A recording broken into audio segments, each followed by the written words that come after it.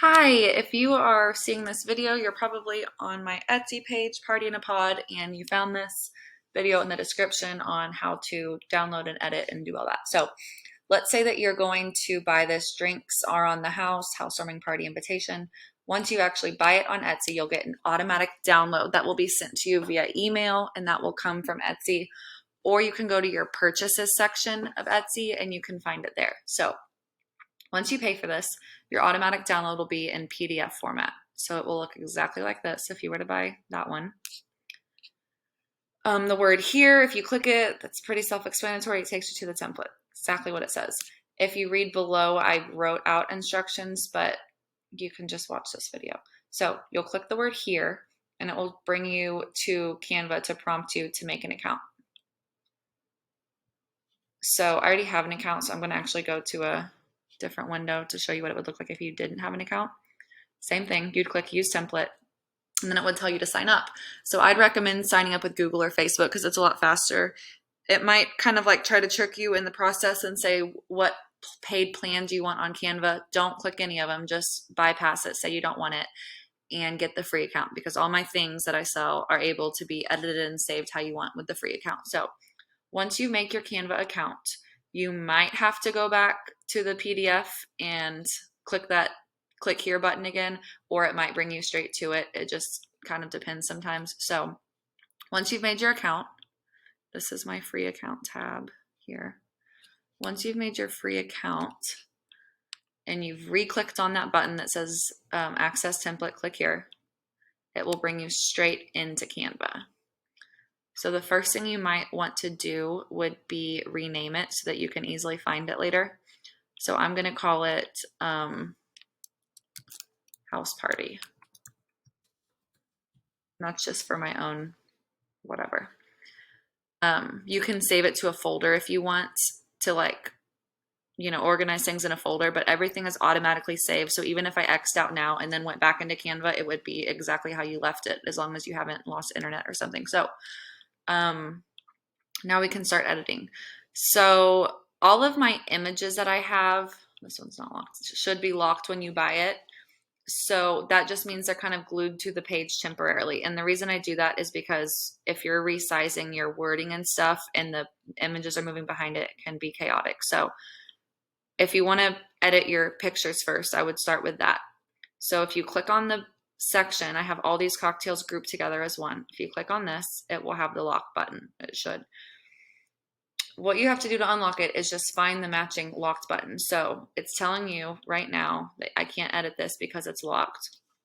This unlocked icon up here is something different. This means the whole page is unlocked, but this locked icon means just this element is unlocked. So you have to find the unlock button that's up at the top. So this one's going to unlock it.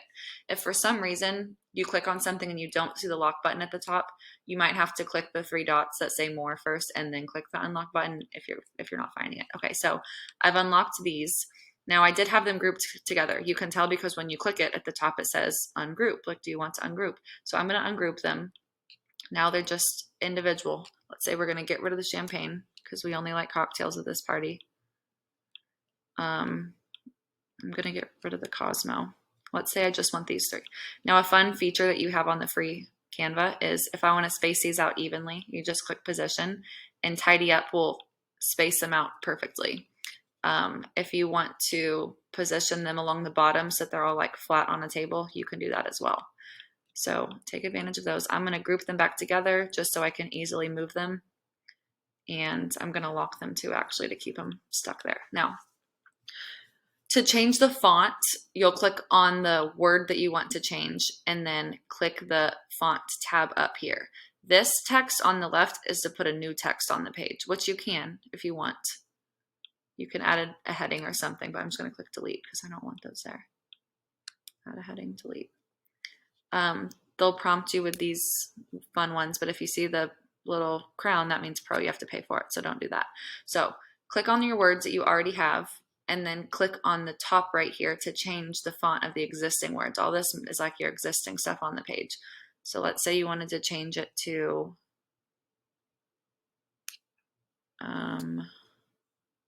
I don't know, this one.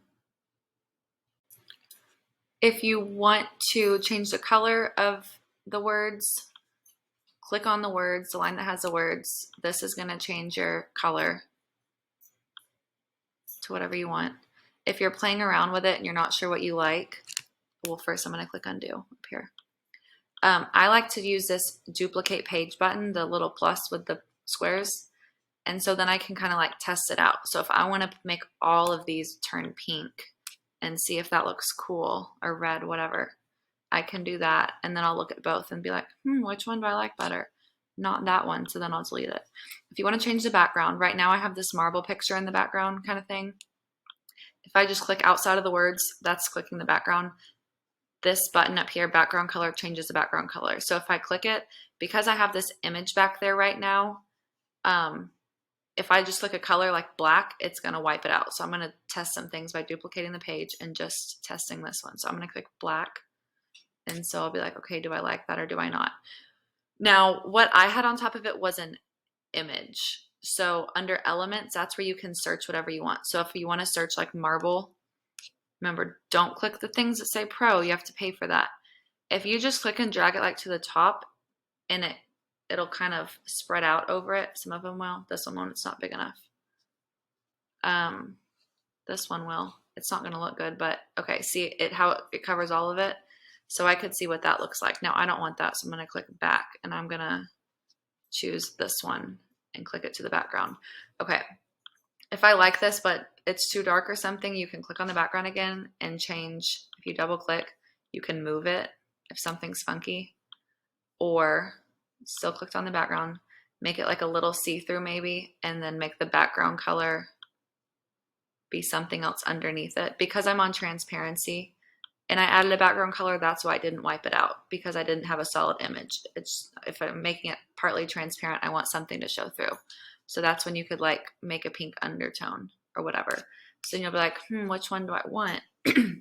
Okay, not that one. And then, okay. Some other fun things you can do are like, see how this has that glowy effect? That's under effects. So click on the word and you can change it however you want. If you want it to be like splice, it kind of makes it like that. Lift, you can't really tell with black, but it kind of puts a shadow behind it. If you want to curve it, you can. And then you can adjust how much is curved down here. But I don't like it like that, so I'm going to put it here. When you're editing this part to put in your own information, you can still do all the things with positioning them that you could do with the images. So select all your different lines, position, center them if you want, space them evenly if you want, drag it all to the middle. You can group it, you can keep it separate, whatever. Okay, now to send it. If you're going to send digitally, it's super simple. So it's already saved. You're just going to click share. Anything you want to send out from Canva, you have to share. So you click share. If you click download, that will bring up your different ways you can save it. So to send it digitally, you would want to send it as a JPEG. So I'm just going to click that and say download. And it's downloading. Okay, as soon as it downloads, I'm going to click it. And usually if it's a digital invite, you don't send 2 pages. It's not a front and back deal. So I'm going to click that top one. And if you have a Mac, you can just click and drag it straight to your iMessage and it will pop right up and you can just send it to whoever you want. Or you can, from here, email it, whatever. If you're going to print it, you're going to want to click share and then download and choose PDF for printing.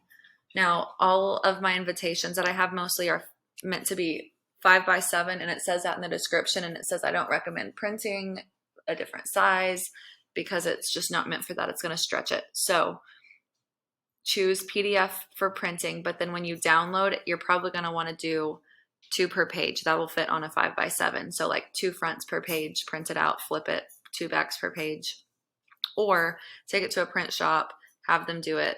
It's probably easier, or Canva will do it for free. So that's your PDF, not for free.